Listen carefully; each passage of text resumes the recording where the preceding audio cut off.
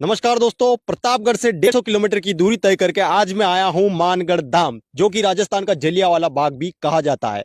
इसी पहाड़ी के ऊपर 1500 आदिवासियों की हत्या, निर्मम हत्या कर दी गई थी 1913 में। तो क्या हुआ था, कैसे हुआ था, सब कुछ जानेंगे आज इस वीडियो में, इस पहाड़ी के ऊपर जाकर।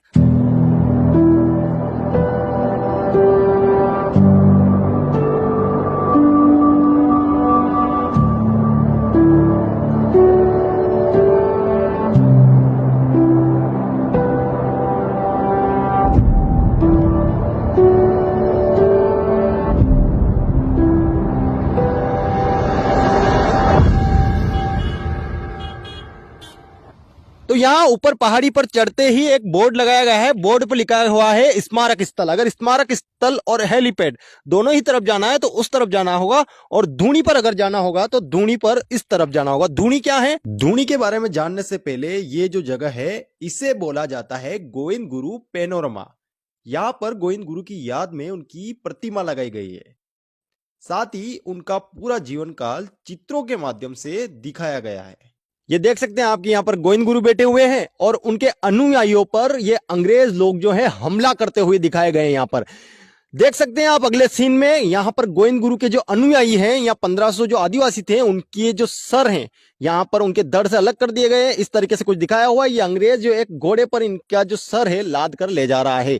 ये देख सकते हैं एक और सीन यहाँ पर, अंग्रेज घोड़े पर अपने साथ सिरों को लाद कर ले जा रहा है। ये इस तरीके से कुछ आदिवासियों की निर्मम हत्या कर दी गई थी। यहाँ पर देखिए, ये महिलाएं हैं जो झोपड़ी से बाहर देख तो रही है लेकिन आवाज नहीं निकाल सकती, इसलिए मुंह पर इन्होंने हाथ रखा हुआ है।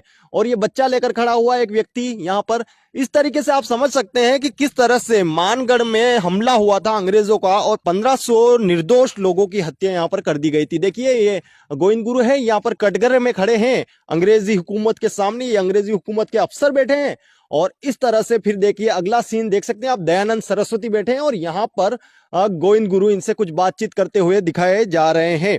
ये संप सभा अधिवेशन जो हुआ था जिसकी स्थापना गोविंद गुरु ने करी थी, संप सभा के बारे में बताऊंगा आपको। उस तरफ भी कुछ दृश्य बनाए गए हैं। गोविंद गुरु के अनुयायियों पर ब्रिटिश सेना द्वारा 17 नवंबर 1913 में जो मानगढ़ पर हमला हुआ था वो पूरा का पूरा दृश्य यहाँ पर दर्शा दिया गया है। ये देख सकते हैं आप, अंग्रेज एक बेटा है। यहाँ पर बहुत सारे भील आदिवासी समाज के लोग यहाँ पर हैं जो कि गोविंद गुरु के साथ थे, और 1500 ये लोग तकरीबन बताए जाते हैं। और इनकी निर्मम हत्या इस तरीके से देख सकते हैं आप, बंदूकों से गोलियां मारकर इनकी निर्मम हत्या 1500 जो आदिवासी थे उनकी कर दी गई थी मानगढ़ धाम में।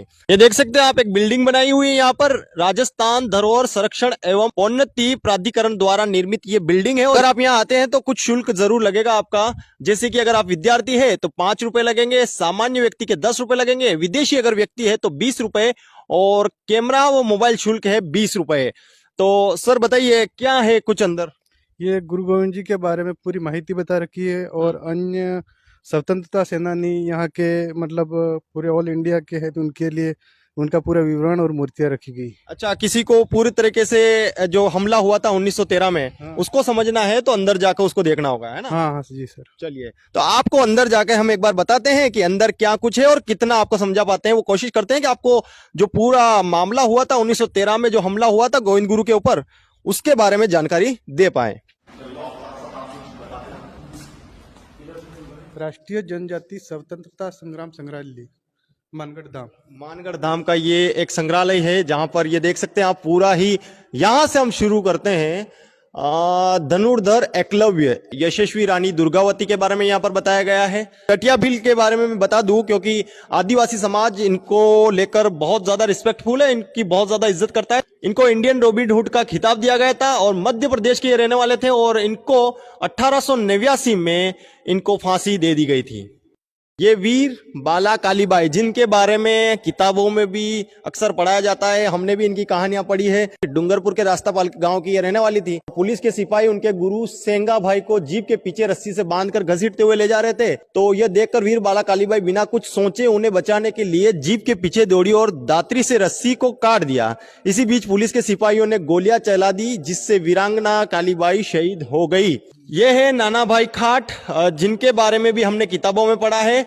तो देखिए, ये पूरा का पूरा एक तरीके से सीन जो है, ये संप सभा की शुरुआत का, संप सभा किस तरीके से शुरू हुई थी ये है दयानंद सरस्वती, जो कि गोविंद गुरु के एक तरीके से गुरु कहे जा सकते हैं। गोविंद गुरु ने स्वामी दयानंद सरस्वती से ही शिक्षा या प्रेरणा लेकर आदिवासियों भीलों को जागृति का काम जो इन्होंने शुरू किया था। संप सभा का कार्य क्या रहेगा, इन्होंने ये बताया था कि स्वामी दयानंद सरस्वती जी की प्रेरणा से आदिवासी जनजाति समाज की कुरीतियों, बुराइयों, दमन एवं शोषण के प्रति जागृति उत्पन्न करने के लिए श्री गोविंद गुरु ने आदिवासियों को संगठित कर 1883 में संप सभा की स्थापना की। इसका प्रथम अधिवेशन 1903 ईस्वी में मानगढ़ की पहाड़ी पर आयोजित हुआ।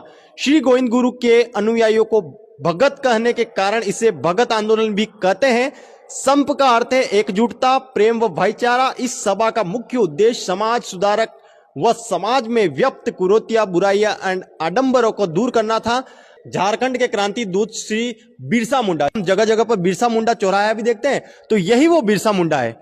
झारखंड के रहने वाले थे बिरसा मुंडा, देख सकते हैं आप, ये बिरसा मुंडा है। इनकी जो हिस्ट्री है वो बता देता हूं आपको क्या है। बिरसा मुंडा को आदिवासियों में भगवान के समतुल्य माना जाता है, बिल्कुल भगवान के समतुल्य इनको माना जाता है। इनका जन्म 15 नवंबर 1875 को झारखंड राज्य के रांची में हुआ था। ये मुंडा जाति के लोकनायक व आदिवासी नेता थे। ब्रिटिश सरकार ने सन 1900 ईस्वी में बिरसा मुंडा को रांची की जेल में बंदी बना दिया।